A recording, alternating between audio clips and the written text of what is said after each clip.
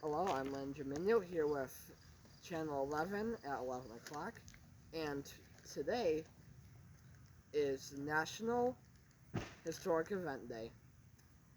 I was told this by a studio, I'm not sure if it's true or not.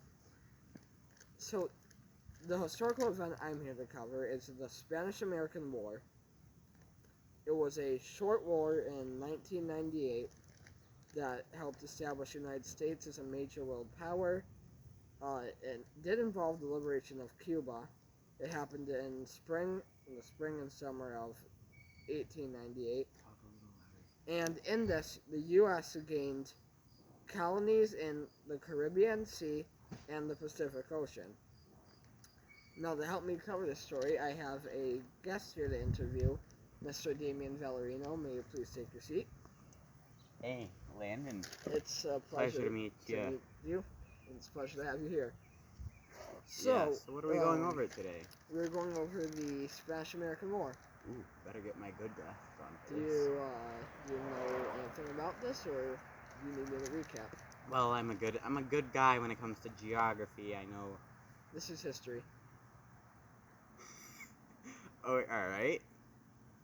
The Americans were fighting the Spanish over territories, I believe, in both the Atlantic and Pacific Oceans back in the late 1800s. Mm-hmm.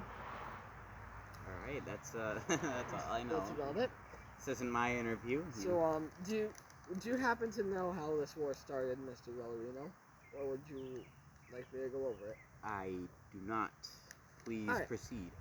So this war started on February 15th when the U.S. battleship Maine exploded in the harbor at Havana, Cuba. And because of this happening, U.S. newspapers, especially ones owned by William Randolph Hearst and Joseph Pulitzer, started accusing the Spanish of having something to do with this. Interesting. So, because of this, we ended up having the Spanish-American War. At the port, or the harbor, at Havana, Cuba, in the explosion, 250 U.S. sailors died. And similar to the Remember the Alamo chants, Remember the Maine chants became cries for war with the Spanish. And so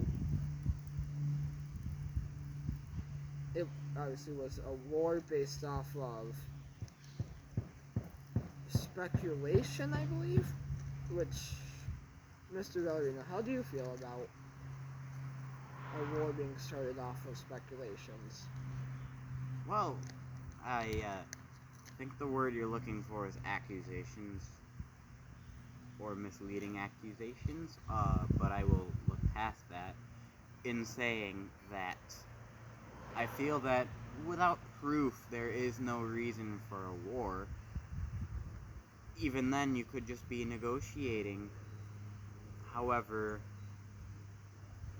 starting a war based off random accusations with no proof whatsoever is honestly just immoral to me, and I feel like you said America was the one who were the source of these accusations, so as an American... Specifically, William Randolph Hearst and Joseph Pulitzer, yes. Yes, but those are American papers. That's not America, no, but continue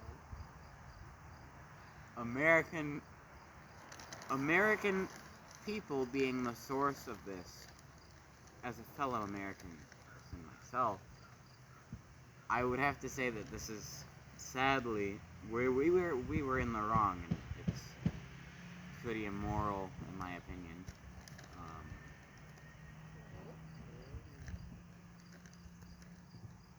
So,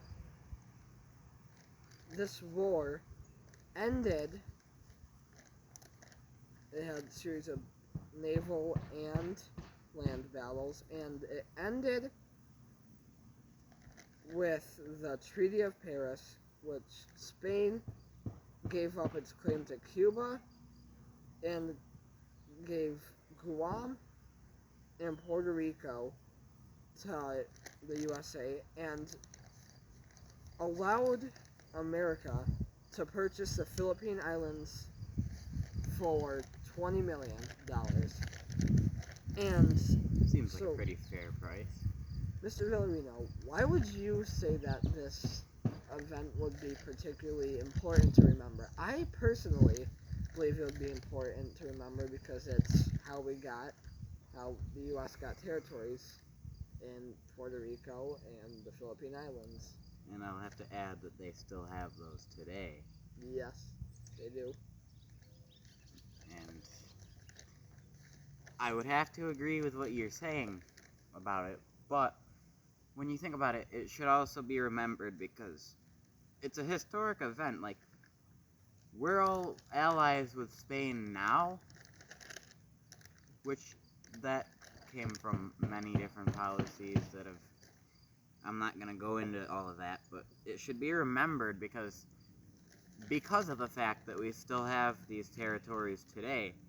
Had that not happened, we wouldn't have those, we wouldn't have any of that, we wouldn't have any of the stuff that we have now, and it just makes sense to recognize that, at least. I would have to say that, and that's all I have to say. As well as it was a battle, and it's also important to recognize it, to recognize all the people that were lost in said battle, including the 250 sailors that died beforehand. I don't know why I didn't mention that, but I totally agree. Next question? So, let's really know.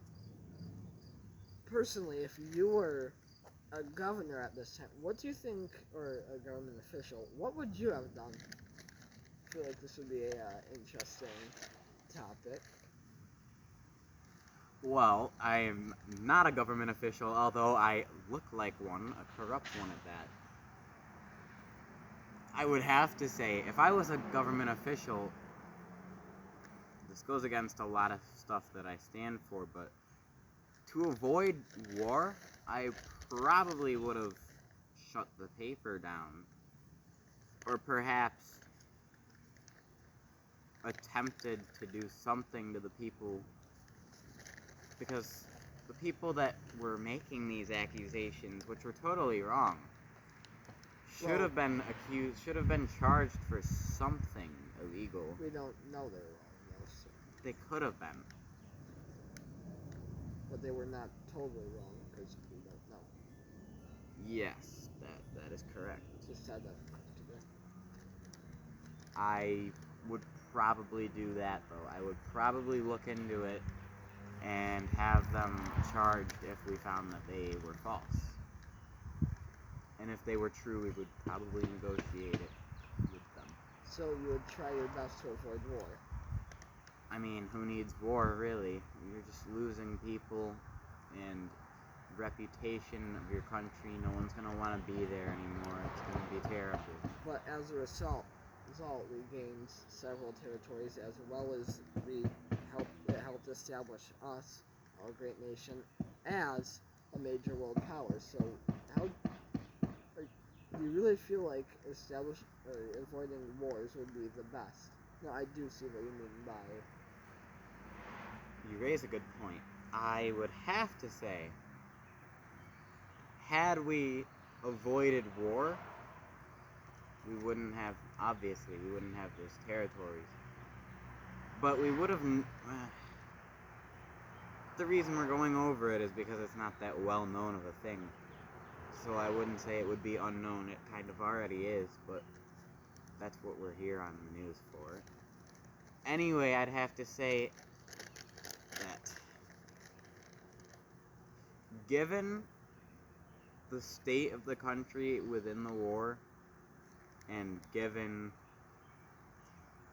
avoiding the war would have been, sure, it would have been good for the people, but for the economy, not so much, because those territories are still used as economic powerhouses. They're small powerhouses, albeit, but they are still powerhouses, and they have a lot to offer for them.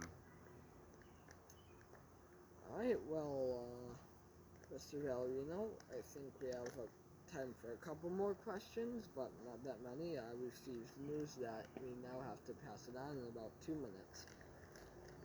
But, so, let's put this down to a smaller scale. If you were faced with some sort of civil contact, or some sort of civil, like, Conflict, sir? conflict, yes, that's what I was looking for, that was based around something in your town, how do you think you would, given what happened here, how do you think you would handle that differently from what the U.S. did? Well, before I do anything... I know we're kind of spot out too.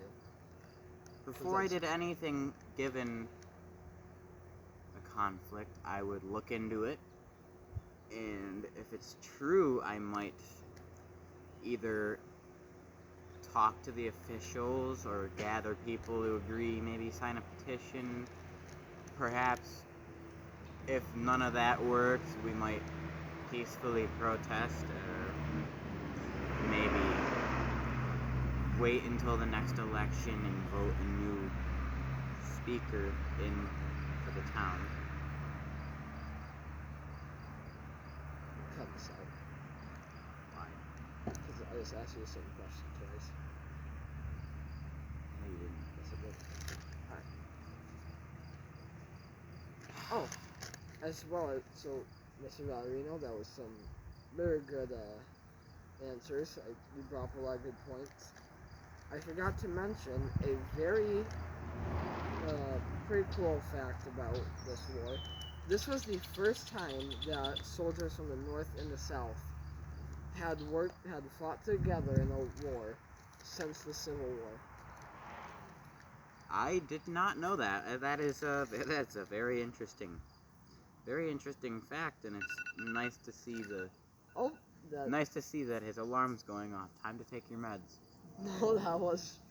No, it's nice to see that the whole country was working together and that there was unity within a certain...